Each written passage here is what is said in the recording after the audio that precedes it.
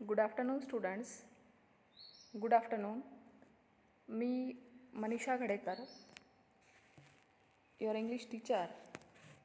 11वीच्या विद्यार्थ्यांना परत एकदा आपण जो काही नवीन आपला जो उर्वरित सिलेबस सुरू करतो आहे त्याबद्दलची काही माहिती घेऊन किंवा त्याबद्दलचे काही पुढचे आपले उरलेले काही टॉपिक्स घेऊन आपण आज परत भेटतो आहे. तर काही कालावधीसाठी आपलं कॉलेज बंद आहे, त्या कारणाने आपण आपला जो सिलेबस आहे तो ऑनलाईन पुढे नेतो आहे. तर यापूर्वी आपण आपले काही टेक्स्ट अभ्यासलेले आहेत, काही पोएट्रीज आपण अभ्यासलेल्या आहेत. तसंच काही रायटिंग सेक्शनचा जो टॉपिक आहे तो सुद्धा आपण अभ्यासलेला आहे. फॉर एक्झाम्पल काही इंटरव्ह्यू क्वेश्चन्स असतील त्याबद्दल आपण अभ्यास केला आहे. तसंच काही एक्सपान्शन ऑफ ॲन आयडिया असेल, स्पीच रायटिंग असेल, तर असे बरेचसे टॉपिक आपण अभ्यासलेत, आपण ते स्टडी केलेत. आज एक नवीन टॉपिक घेऊन आपण भेटतो आहे, ग्रुप डिस्कशन. अगदी ही जी चर्चा असते, हे जे डिस्कशन्स असतं ग्रुपमधलं, ते कशा पद्धतीचं असतं किंवा त्यावरती आपलं कुठले टॉपिक आपल्याला अभ्यासायचे आहेत किंवा कुठले टॉपिक आपल्याला पेपरसाठी अपेक्षित आहेत, तर अशा पद्धतीचं काही जे टॉपिक्स आहेत ते आज आपण स्टडी करतो आहे. त्या संदर्भातले काही विषय आपण आज बघणार आहोत. तर या संदर्भातली काही माहिती आपल्या टेक्स्टबुकमध्ये दिलेली आहे, ती आपण बघूयात. तर बघा, या इन्फॉर्मेशनमध्ये नक्की काय सांगितलं आहे. तर अ group discussion is a formal discussion conducted on a topic among a group of 10 to 12 participants. साधारणपणे ग्रुप डिस्कशन म्हणजेच काही एका किंवा दोनपेक्षा अधिक व्यक्तींनी एकत्र येऊन एखाद्या विषयावर केलेली चर्चा असं आपण त्याला संबोधूयात.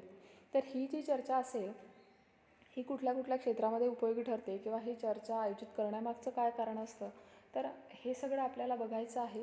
आणि हा जो टॉपिक आहे हा 12च्या सिलेबसमध्ये, 11च्या सिलेबसमध्ये, आपल्या सिलेबसमध्ये ॲड करण्यामागचं काहीतरी नक्कीच एक रिझन आहे, कारण आहे.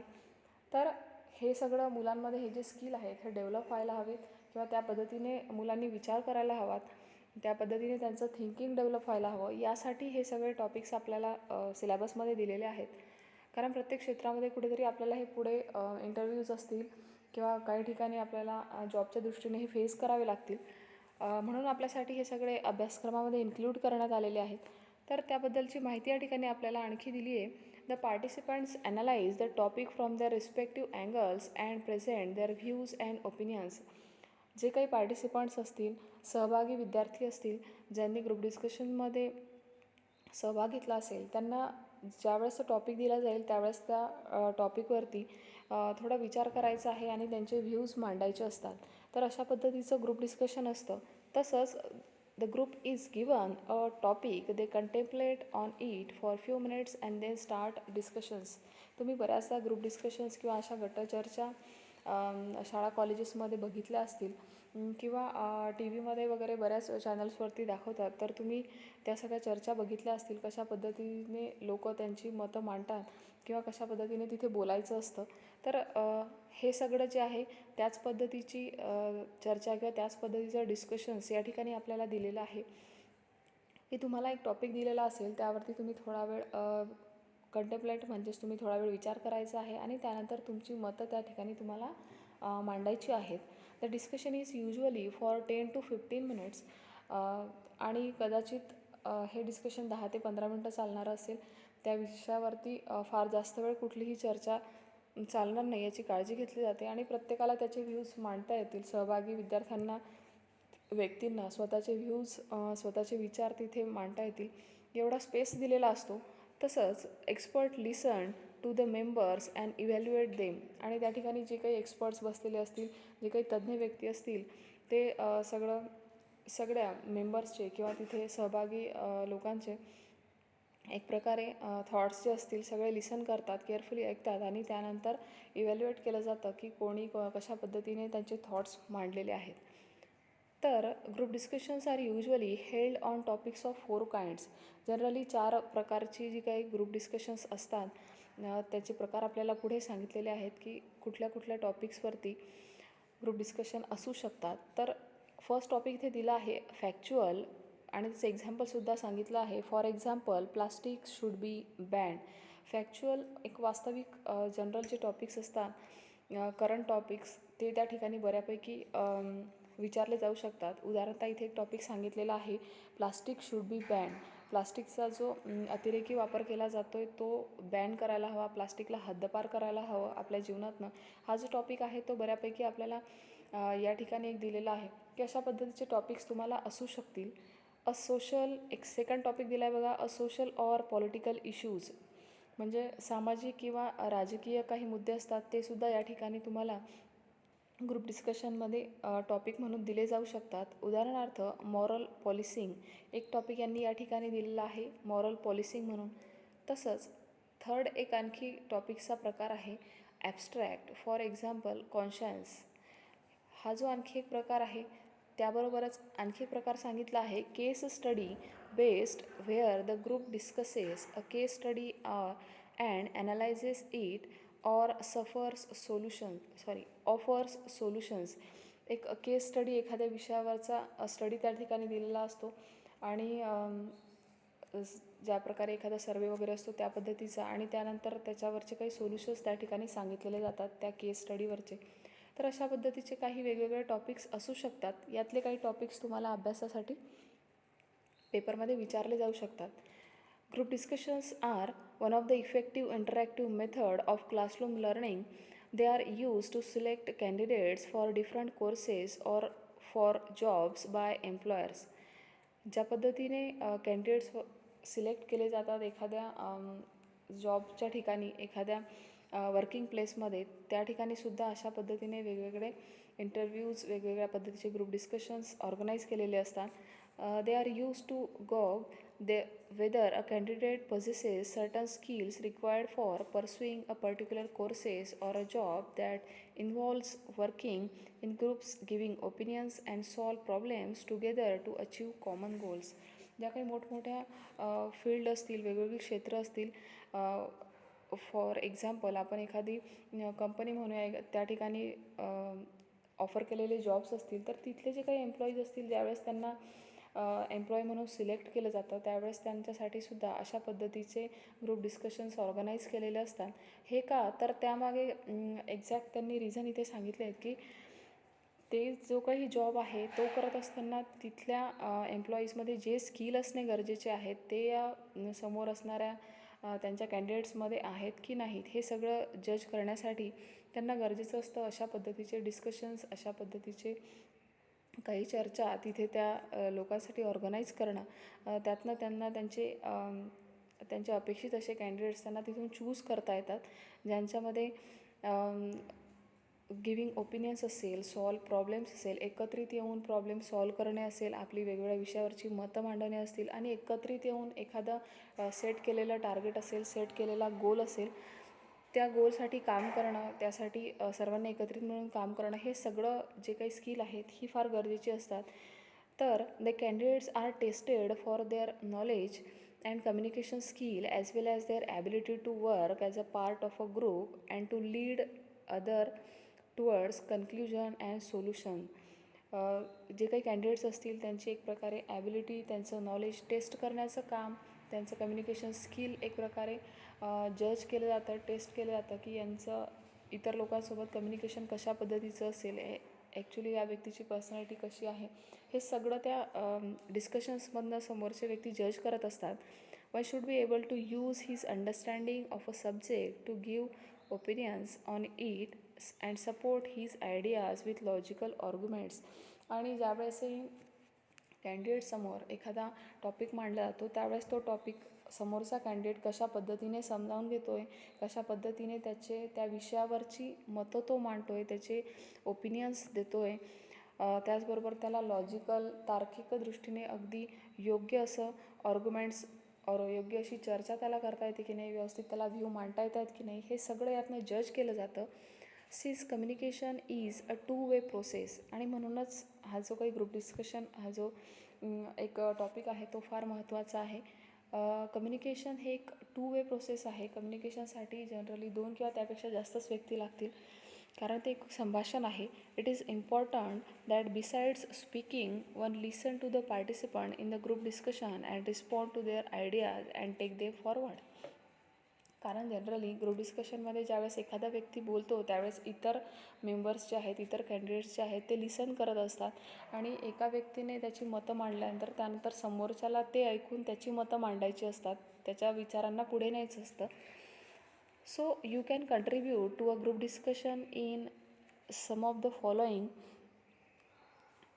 in some of the followings contribute to group discussion following ways: helping it start, giving direction to it, making sure that everyone's views are heard and thought about so that the group moves towards some kind of agreement, and closing it with a summary or conclusion. आणि group discussion सुरू करण्याची पद्धत किंवा जर मध्ये तुम्हाला एखादा तुमचा व्ह्यू मांडायचा आहे त्यावेळेस तुम्ही कशा पद्धतीने मध्ये इंटरप्ट करत असताना कशा पद्धतीने बोलायचं, या सगळ्याच्या पद्धती ठरलेल्या आहेत. त्या कशा पद्धतीने असायला हव्यात, त्यासाठी तुम्ही कशा पद्धतीने इंटरप्ट केलं पाहिजे किंवा कशा पद्धतीने मध्ये तुम्ही बोललं पाहिजे, याच्यासुद्धा काही पद्धती ठरल्या आहेत. ते आपल्याला पुढे दिलेले आहेत. पुढे बघूयात आपण. इथे या ठिकाणी सांगितलेलं आहे, the language of group discussions. Here are some expressions you can use to perform different functions during a group discussion. ज्यावेळेस तुम्ही एखादा ग्रुप डिस्कशन फेस करत असतात त्यावेळेस तुम्ही कशा पद्धतीने त्या ठिकाणी ग्रुप डिस्कशनमध्ये बोलणं अपेक्षित आहे, तर त्यासाठीचे काही वाक्य या ठिकाणी आपल्याला दिलेले आहेत. काही सेंटेन्सेस आपल्याला या ठिकाणी दिले आहेत की तुम्ही कसा स्टार्ट करू शकता. तर बघा या ठिकाणी सांगितलेलं आहे, एक्सप्रेसिंग ओपिनियन्स. ज्यावेळेस तुम्हाला तुमची ओपिनियन्स मांडायची आहे, तुमची मतं तुम्हाला एक्सप्रेस करायची आहे, तुमचे व्ह्यूज तुम्हाला मांडायचे आहेत, त्यावेळेस तुम्ही अशा पद्धतीने स्टार्ट करू शकता. आय बिलीव्ह म्हणजेच मला असं वाटतं किंवा मी असा या गोष्टींवरती माझा विश्वास आहे, अशा पद्धतीने तुम्ही तुमचं बोलणं सुरू करू शकता. किंवा आय थिंक, मला असं वाटतं, किंवा could I make a point please, मी एक माझा विषय मांडू शकतो का, किंवा मी एक पॉईंट इथे मांडू शकतो का. अशा पद्धतीने तुम्ही इतर लोकांची परमिशन घेऊन सुद्धा तुमचा विषय तिथे मुद्दा मांडू शकता. इन माय ओपिनियन, माझ्या मतानुसार, अशा पद्धतीने तुम्ही बोलायला सुरुवात करू शकता. इट सीम्स टू मी, ही काही वाक्यरचना इथे दिलेली आहे. त्याचबरोबर एक्सप्रेसिंग ॲग्रीमेंट. ज्यावेळेस समोरच्याने एखादा व्ह्यू तिथे मांडलेला आहे, एखादा पॉईंट तिथे मांडलेला आहे आणि तुम्ही त्या पॉईंटसोबत सहमत आहात आणि आता तुम्हाला तुमचं मत मांडायचं आहे, सहमती असणारं, तुमचं ॲग्री असणारं, तर त्यावेळेस तुम्ही ॲब्सोल्युटली, अगदी योग्य आहे किंवा यू आर राईट, अशा पद्धतीची वाक्यरचना तुम्ही त्या ठिकाणी करू शकता. त्याचबरोबर आय फुल्ली अग्री विथ, की मी तुमच्या मतासोबत अगदी सहमत आहे, यासाठी तुम्ही अशी काही वाक्य त्या ठिकाणी वापरू शकता. त्याचबरोबर पुढे काही आणखी सेंटेन्सेस आपल्याला दिलेली आहेत. एक्सप्रेसिंग डिसॲग्रीमेंट. जर समोरच्याने एक्सप्रेस केलेला पॉईंट जो आहे किंवा मांडलेला जो काही मुद्दा आहे तो जर तुम्हाला पटत नसेल, त्या ठिकाणी तुम्ही डिसॲग्री असाल, तर त्या ठिकाणी स्पष्टपणे ज्यावेळेस तुम्ही डिसॲग्रीमेंट तुमची दाखवताय त्यावेळेस तुम्ही खालील काही वाक्य त्या ठिकाणी यूज करू शकता. For example, I am afraid I don't agree with. मला तुमचा मुद्दा आवडलेला नाही किंवा मी तुमच्या मुद्द्यासोबत सहमत नाही, हे तुम्ही या ठिकाणी त्या समोरच्या व्यक्तींना एक प्रकारे जाणवून देत आहे. I am sorry but I see it a little differently. आणखी एक वाक्य या ठिकाणी दिलं आहे, I can see your point but, तुम्ही मांडलेला मुद्दा माझ्या लक्षात येतो आहे पण I am not agree with your point or with your view. असं तुम्ही त्या ठिकाणी तुमचं मत मांडू शकता, जो की तुम्हाला समोरच्याचा व्ह्यूसोबत तुम्ही ॲग्री नसाल, तर त्यावेळेस तुम्ही हे काही ऑप्शन, यातले काही ऑप्शन तुम्ही निवडू शकता. You may have something there but, किंवा I respect your point of view but I am sorry I can't go along with you on. त्याचबरोबर आणखी काही टॉपिक्स या ठिकाणी आपल्याला दिलेले आहेत की कशा पद्धतीने तुम्ही वाक्यरचना करू शकता. फॉर एक्झाम्पल, समोरच्यांनी काही व्ह्यूज मांडले आहेत आणि तुम्हाला त्या ठिकाणी आणखी काही सजेशन्स द्यायचे आहेत, काही त्या व्यक्तींना समोरच्याला सल्ला द्यायचा आहे, तर त्या ठिकाणी तुम्ही आय थिंक वी शूड, आपण अशा पद्धतीने करू शकतो, आपण अशा पद्धतीने बोलू शकतो किंवा आपण अशा पद्धतीने काहीतरी नवीन ठरवू शकतो, असं तुम्ही मांडू शकता. व्हाय डोंट वी, किंवा couldn't we, let's do it किंवा लेट्स स्टार्ट इट, अशा पद्धतीने तुम्ही तुमची वाक्यरचना करू शकता. तसंच डोंट यू थिंक वी कुड, अशा पद्धतीचे काही प्रश्न निर्माण करूनसुद्धा तुम्ही तुमचे त्या ठिकाणी व्ह्यूज एक्सप्रेस करू शकता. किंवा आणखी एक टॉपिक आपल्याला पुढे सांगितलेलं आहे तुमचं ग्रुप डिस्कशन. आणखी तुमचं जे लिखाण आहे ते प्रभावी असावं किंवा तुमचं बोलणं जे असेल ते प्रभावी असावं, त्यासाठी काही आणखी पॉईंट्स आपल्याला पुढे दिलेले आहेत. For example, asking for opinion. समोरच्या व्यक्तींकडनं तुम्ही ओपिनियन मागताय. What is your opinion on? अशा पद्धतीची वाक्यरचना तुम्ही करू शकता की मी मांडलेल्या मुद्द्यानंतर यावरती तुमचे विचार काय आहेत, हा तुम्ही समोरच्यांना केलेला प्रश्न आहे. Why do you feel about? I wonder what do you think about? किंवा I would like to know your stand on, की मला या विषयावरती तुमचं मत ऐकायला आवडेल. अशा पद्धतीची काही वाक्यरचना तुमचं लिखाण अगदी इम्प्रेसिव्ह करण्यासाठी तुम्ही यूज करू शकता. इंटरप्टिंग पुढचा आणखी एक टॉपिक आपल्याला दिलेला आहे. ज्यावेळेस तुम्हाला समोरच्यांच्या चर्चेमध्ये तुम्हाला काहीतरी तुमचा व्ह्यू आता मांडायचा आहे, तुम्हाला मध्येच काहीतरी बोलायचं आहे, त्यावेळेस तुम्ही असं त्या ठिकाणी काही वाक्यरचना करू शकता. I am sorry to interrupt but, किंवा excuse me, could I add something please? मला काहीतरी मध्ये एखादा व्ह्यू मांडायचा आहे, त्यावेळेस मी समोरच्यांना एक्सक्यूज म्हणतो आहे आणि नंतर माझे थॉट्स त्या ठिकाणी काय करतो आहे, एक्सप्रेस करतो आहे. अशा पद्धतीने तुम्ही तुमचे व्ह्यूज एक्सप्रेस करू शकता. त्याचबरोबर दॅट्स ट्रू, सॉरी, बट, अशा पद्धतीने आपण आपलं जे रायटिंग आहे ते पुढे वाढवू शकतो, पुढे आपण लिखाण करू शकतो. आणखी काही पुढे टॉपिक्स आपल्याला दिलेले आहेत. हँडलिंग इंटरप्शन्स म्हणून जस्ट अ मोमेंट प्लीज, किंवा could I finish what I am saying, if you would just let me finish. आपण आपला जो काही पॉईंट होता, जो काही टॉपिक होता, त्याच्यावरचा डिस्कशन्स या ठिकाणी क्लोज करूयात किंवा या ठिकाणी थांबवूयात. अशा पद्धतीचं आपण इथे बोलतो आहे. Could you wait for minute please? या ठिकाणी जर चर्चा जास्त वाढत चालली असेल किंवा विवादाकडे वाढत चालली असेल तर त्या ठिकाणी आपण तिला क्लोज करण्यासाठी अशा पद्धतीचे काही सेंटेन्सेस त्या ठिकाणी यूज करू शकतो. कन्क्ल्युजन कसं करायचं, एखाद्या डिस्कशनचा समारोप कसा करायचा, त्यासाठीचे काही सेंटेन्सेस या ठिकाणी दिलेले आहेत. फॉर एक्झाम्पल, टू समराईज किंवा कन्क्ल्यूड, वी कॅन कन्क्ल्यूड बाय सेईंग. आपण आपला जो विषय आहे, जो टॉपिक आहे, तो या ठिकाणी कन्क्ल्यूड करूयात आणि हा विषय जो आहे तो इथे थांबवूयात. ही अशी विधानं आपण आपल्या अगदी एंडिंगमध्ये यूज करू शकतो. तसंच let's run quickly through the main ideas before concluding the discussion. परत एकदा आपण आपला जो टॉपिक आहे त्याकडे वळूयात आपलं डिस्कशन संपवण्या अगोदर. अशा पद्धतीची वाक्यरचना करायची आहे आपल्याला ज्यावेळेस आपण आपलं ग्रुप डिस्कशन फ्रेम करणार आहोत, रेडी करणार आहोत त्यावेळेस. त्याबद्दलचाच एक एक्झाम्पल या ठिकाणी आपल्याला आपल्या टेक्स्टबुकमध्ये दिलेला आहे. त्या ठिकाणी एक टॉपिक डिस्कस केलेला आहे, जो टॉपिक इव्हॅल्युएटरने समोर मांडलेला आहे. तो टॉपिक आहे बघा, you have all been given a few minute to think on your topic for today's group discussions. तुमच्या सर्वांसमोर काही मिनिट्स तुम्हाला विचार करण्यासाठी दिलेले आहेत. त्यासाठी तुम्हाला एक टॉपिक समोर मांडला जातो आहे. तो टॉपिक पुढे सांगितला आहे बघा, विच इज, जो टॉपिक आहे, do you think teenagers should be given a separate mobile phone? You may now begin the discussion. Who would like to start? इव्हॅल्युएटरने समोर एक टॉपिक मांडलेला आहे. तो विषय आपल्याला या ठिकाणी लिहिलेला दिसतो आहे इन्व्हर्टेड कॉमामध्ये. Do you think teenager should be given a separate mobile phone, असा विषय आपल्या ग्रुप डिस्कशनसाठी या ठिकाणी एक एक्झाम्पल म्हणून आपल्याला दिलेला आहे. डू यू थिंक, तुम्हाला काय वाटतं, टीनेजर्सला किंवा जे अगदी टीनेजर्स आहेत, ज्यांच्या अबोव 18 आहे, जे अजूनही 18 वर्षांचे झालेले नाही आहेत, त्यांना एक सेपरेट मोबाईल, त्यांना स्वतःचा एक मोबाईल फोन घेऊन देणं हे अगदी योग्य आहे का, किंवा याबाबत तुमचं काय मत आहे ते या ठिकाणी आपल्याला विचारलेलं आहे. हा आहे आपल्या आजच्या ग्रुप डिस्कशनचा विषय. आणि याच्यावरती समोर काही व्यक्तींनी त्यांची मतं मांडलेली आहेत. 3 समोर व्यक्ती आपल्याला दिलेले आहेत आणि 3 कॅन्डिडेट्स त्यांची मतं मांडत आहेत. अशा पद्धतीचं डिस्कशन आपल्याला पेपरमध्ये सुद्धा अभ्यासावं लागणार आहे. त्या ठिकाणी फ्रेम करावं लागणार आहे, लिहावं लागणार आहे. सो हा आपल्यासमोर एक एक्झाम्पल म्हणून दिलेला आहे. तुम्ही हे घरी व्यवस्थित प्रॉपरली एकदा रीड करायचं आहे.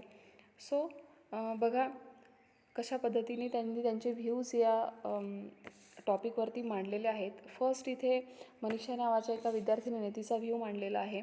Manisha says, I think the topic of discussion is very relevant to all of us here. As teenagers, we are so fond of our mobile phones. तिने तिचे व्ह्यूज बघा इथे मांडलेले आहेत. I think the topic of this discussion, ती तिचे views express करते आहे. मला असं वाटतं आहे की आजच्या डिस्कशनचा जो टॉपिक आहे तो रिलेवंट आहे आमच्या सर्व ग्रुपसोबत. ही जी काही विद्यार्थिनी आहे तुमच्यासारखी, फॉर एक्झाम्पल 11th किंवा 12th विद्यार्थिनी, सो ती तिचे व्ह्यू एक्सप्रेस करते की हा जो टॉपिक आहे मोबाईल फोन्स रिलेटेड, हा आमच्यासारख्या सोबतचा आहे किंवा त्यांच्याशी अगदी संबंधित आहे. टीनेजर्स म्हणून आम्हाला खूप जास्त आवड आहे मोबाईल फोन्सची and its different feature that have become irresistible to us. आणि मोबाईल फोन्सचे जे वेगळे फीचर्स आहेत त्यामुळे आम्ही स्वतःला त्यापासून थांबवू शकत नाही. प्रत्येकाला मोबाईलची क्रेज आहे. So I feel mobile phones are quite necessary. They are quite helpful for educational purpose. We can get support for their various subject just at the click of a button. आणि त्यामुळेच ती तिचे views इथे express करते. तिला असं वाटतं की मोबाईल फोन्स हे आपल्यासाठी खूप गरजेचे आहेत. बऱ्याच ठिकाणी आपण त्याचा यूज करतो आहे आणि आजच्या टेक्निकल जनरेशनमध्ये, आजच्या जनरेशनला बऱ्यापैकी अभ्यास करण्यासाठी मोबाईल फोन्सचा यूज होतो. And we can get support for their various subject. आणि वेगवेगळ्या विषयांचा अभ्यास करण्यासाठी, वेगवेगळ्या विषयांची वेगवेगळी इन्फॉर्मेशन मिळवण्यासाठी आम्हाला मोबाईल फोन्सचा खूप जास्त फायदा होतो आहे, उपयोग होतो आहे. या ठिकाणी हे तिचे व्ह्यूज तिने एक्सप्रेस केले आहे. त्याचबरोबर इतर दुसरी स्टुडंट आहे अनामिका नावाची, ती तिचे व्ह्यूज इथे एक्सप्रेस करते आहे. I also agree with Suhasini because nowadays people use smartphones and they can get access to any information they want, like travel information, recipes, courses, colleges, etc. या ठिकाणी एक दुसरी विद्यार्थिनी आहे अनामिका नावाची, तिचे व्ह्यूज तिने एक्सप्रेस केले आहेत. ती सांगते तिलासुद्धा सुहासिनी, तिची आणखी एक फ्रेंड असेल, तिच्या व्ह्यूसोबत ती ॲग्री आहे. म्हणून ती सांगते की आजकाल अगदी आजच्या जगामध्ये स्मार्टफोन्स पीपल यूज करतात. सगळे लोक स्मार्टफोन यूज करतात आणि त्यांना प्रत्येक क्षेत्रातली माहिती, मग अगदी ती ट्रॅव्हलिंगच्या फील्डमधली असो, वेगवेगळ्या रेसिपीजबद्दल असो किंवा वेगवेगळ्या कोर्सेसबद्दल असो, वेगळ्या कॉलेजेसबद्दल असो, अगदी एका क्लिकवरती त्यांना सगळी माहिती मिळते. सो मोबाईल फोन हे जे आहेत खूप जास्त यूजफुल आहेत, असा तिचासुद्धा व्ह्यू आहे. पुढे जॉन नावाचा एक विद्यार्थी आहे जो त्याचा व्ह्यू एक्सप्रेस करतो. Yes, I would like to add to it. I don't think students use the mobile phones only for seeking useful information. तो त्याचा व्ह्यू सांगतो आहे. मला असं वाटत नाही, त्याला असं वाटत नाही आहे की विद्यार्थी फक्त मोबाईल फोन्स हे फक्त इन्फॉर्मेशनसाठी यूज करतात. They use it for entertainment too. Generally विद्यार्थी त्यांचे जे काही मोबाईल फोन्स आहेत ते त्यांच्या एंटरटेनमेंटसाठी, मनोरंजनासाठी जास्त वापर करतात. They listen song, watch movies etcetera. ते जास्तीत जास्त त्याच्यावरती स्वतःला एंटरटेन करून घेतात. सॉंग्स ऐकत असतील, पिक्चर्स बघत असतील. I am afraid they see unsuitable things too. Moreover they spend long hours on phone.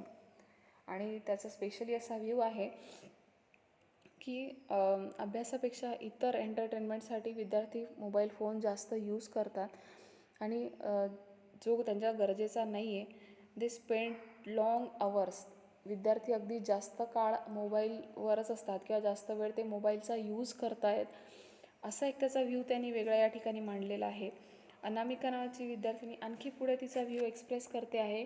Yes Deepak, you are absolutely right, but I think parents have made them aware of the abuses of the mobiles and they are mature enough to understand how to use mobile phones productively. आणि ती विद्यार्थिनी या ठिकाणी त्याच्या व्ह्यूसोबत अगदी agree आहे. म्हणून तिने इथे मांडलं आहे यू आर ॲब्सोल्युटली राईट. त्याचा जो काही पॉईंट त्यांनी इथे या ठिकाणी सांगितलेला आहे की विद्यार्थी जास्तीत जास्त एंटरटेनमेंटसाठी यूज करतात अभ्यासापेक्षा सुद्धा. तर तिचा व्ह्यूला तिने आणखी पुढे एक्सप्रेस केलं आहे की पॅरेंट्स जे आहेत त्यांनी त्यांच्या मुलांना बऱ्यापैकी अवेअर केलेलं आहे किंवा मोबाईल कसा यूज करायचा याच्याबद्दल मुलं बऱ्यापैकी, जे काही स्टुडंट्स आहेत ते बऱ्यापैकी मॅच्युअर आहेत. सो त्यांना या सगळ्या गोष्टी हँडल कशा करायच्या, कशा वापरायच्या हे त्यांना प्रॉपरली कळतं. सो अनन्या, अनादर students here expressing her views on this topic. Yes, all this is true, but don't you all agree that they do see unwanted things and waste their time in things not suitable for their age groups? या ठिकाणी ही चर्चा आणखी एका वेगळ्या व्ह्यूकडे वळते. या डिस्कशन्समध्ये जो view जॉनने express केला होता त्यालाच कुठेतरी अनन्या नावाची विद्यार्थिनीसुद्धा सपोर्ट करते. ती या ठिकाणी सांगते की विद्यार्थी स्टुडंट्स जे आहेत अनवॉन्टेड थिंग्स जास्त मोबाईलवरती सी करत असतील किंवा बघत असतील, त्याचबरोबर त्यांचा टाईम वेस्ट जास्त करतात. ज्या गोष्टी त्यांच्या एज ग्रुपसाठी सुटेबल नाही आहेत त्या सगळ्या त्या मोबाईलवरती व्ह्यू करतायत. So I agree with the, पुढे जॉन त्याचा व्ह्यू सांगतो आहे, I agree with the Manjula says it is a sheer wastage of time, money and energy. ज्या एजमध्ये असताना त्यांनी जास्तीत जास्त वेळ स्टडीसाठी द्यायला हवा, त्या ठिकाणी त्यांचा जास्तीत जास्त वेळ हा मोबाईलमध्ये आणि तोसुद्धा एंटरटेनमेंटसाठी किंवा इतर गोष्टींसाठी जास्त दिला जातो, जो वेळ त्यांनी स्टडीसाठी द्यायला हवा. सो याच व्ह्यूला पुढे आणखी कंटिन्यू करणारे Anamika, I feel that most of the students have forgotten the basic use of mobile phones. They have to travel long distances for tuitions and other purposes. The parents can keep a track of their children. That is the main reason why parents have given them mobiles. Parents जे काही आहेत त्यांनी विद्यार्थ्यांना mobiles जे काही आहेत का provide केलेत याबद्दल या ठिकाणी अनामिका पुढे बोलते. तसंच जॉन पुढे त्याचे व्ह्यू एक्सप्रेस करतो आहे. Yes, but students have become lazy, they lack concentration, they don't read books, the phone keeps ringing and disturb them now and then. And students जे आहेत बऱ्यापैकी मोबाईल फोन्समुळे लेझी झालेले आहेत, त्यांचं कॉन्सन्ट्रेशन कमी झालेलं आहे. त्यांनी बुक्स रीडिंग करायला हवं, परंतु ते बुक्स रीडिंगकडे अजिबातच वळत नाहीत. सतत मोबाईल फोन्स किंवा त्याच्यामुळे डिस्टर्ब होत असतात. सो मोबाईल फोन्सचा यूजपेक्षा त्याचा मिसयूज जास्त केला जातो आहे, असा एक व्ह्यू जॉनने या ठिकाणी मांडलेला आहे. आणखी पुढे एक मनीषा नावाची विद्यार्थिनी तिचे व्ह्यूज मांडते. Parents institutions block some sites so that students are not able to view unwanted materials. The risk is there, but with advantages there are disadvantages too. ती या ठिकाणी म्हणते की काही साईट्स ज्या असतील त्या विद्यार्थ्यांनी अजिबातही बघू नये, त्यासाठी त्या साईट्स पॅरेंट्सने किंवा इन्स्टिट्यूशनने ब्लॉक करायला हव्यात, बंद करायला हव्या. तसंच एक रिस्क आहे, जसं मोबाईलचे काही फायदे आहेत त्याचबरोबर काही तोटेही आहेत, काही डिसॲडव्हान्टेजेससुद्धा आहेत. सो या ठिकाणी इव्हॅल्युएटर अगेन परत एकदा बोलतो आहे, all right everyone, your time nearly up, could someone conclude please. आणि या ठिकाणी इव्हॅल्युएटर जे होते त्यांनी आता त्यांचा टाईम अप केला आहे. या ठिकाणी ही चर्चा थांबवायला त्यांनी सांगितलेलं आहे. तर लास्ट व्ह्यू एक जॉन मांडतो आहे, taking up points into consideration, mobile is good and useful tool, but a time period should be allotted to the students to use mobile so that students do not become coach potatoes. की विद्यार्थ्यांनी कशा पद्धतीने mobile handle करायचा किंवा एक limited time विद्यार्थ्यांना mobile use करण्यासाठी दिला जायला हवा. जास्तीत जास्त वेळ त्यांच्याकडे मोबाईल जो काही आहे तो फक्त अभ्यासाच्या दृष्टीने असायला हवा. आय प्रॉब्लेम्स असेल, पोस्चर प्रॉब्लेम असेल, सायकोलॉजिकल प्रॉब्लेम्स हॅव इन्क्रीज्ड. मोबाईलमुळे बरेच प्रॉब्लेम्स वाढलेले आहेत. So they sometimes become violent if mobile phones are taken away from them. की कशा पद्धतीने स्टुडंट्सची रिॲक्शन असते ज्यावेळेस त्यांच्याकडनं मोबाईल फोन्स काढून घेतले जातात. So they can use this phones but they should be made to use them judiciously. की अगदी प्रॉपर जर ते मोबाईल यूज करत असतील तरच त्यांना ते मोबाईल हँडलिंगसाठी द्यायला हवे. अशा पद्धतीचे काही सर्वांचे विचार एकत्रित लक्षात घेऊन जॉनने हा जो डिस्कशन्स होतं याचा समारोप केलेला आहे. आणि हे एक लास्टला त्यांनी काही व्ह्यूज या ठिकाणी मांडलेले आहेत. सो अशा पद्धतीचं डिस्कशन्स तुम्हाला एक्झाम्पलमध्ये सुद्धा एक्झाममध्ये सुद्धा सॉल्व करायचं आहे. अशा पद्धतीने जो काही टॉपिक तुम्हाला दिला जाईल त्या ठिकाणी तो तुम्हाला सॉल्व करायचा असेल. याच्यावरचे काही अशा पद्धतीचे काही टॉपिक्स तुम्हाला आपल्या ग्रुपवरती PDF स्वरूपात उपलब्ध करून दिले जातील. काही टॉपिक्स तुम्हाला लिहिण्यासाठी टाकले जातील, ते तुम्ही तुमच्या नोटबुकमध्ये लिहा आणि त्यांना तुम्हाला रीड करत राहायचं आहे. अशा पद्धतीने एक्झामच्या दृष्टीने तुम्हाला हा टॉपिक प्रिपेअर करायचा आहे. सो आपण या ठिकाणी आज इथेच थांबतो आहे. पुढच्या आपल्या लेक्चरमध्ये आणखी एक नवीन टॉपिक घेऊन आपण भेटणार आहोत. सो आज आपण इथेच थांबतो आहे. धन्यवाद.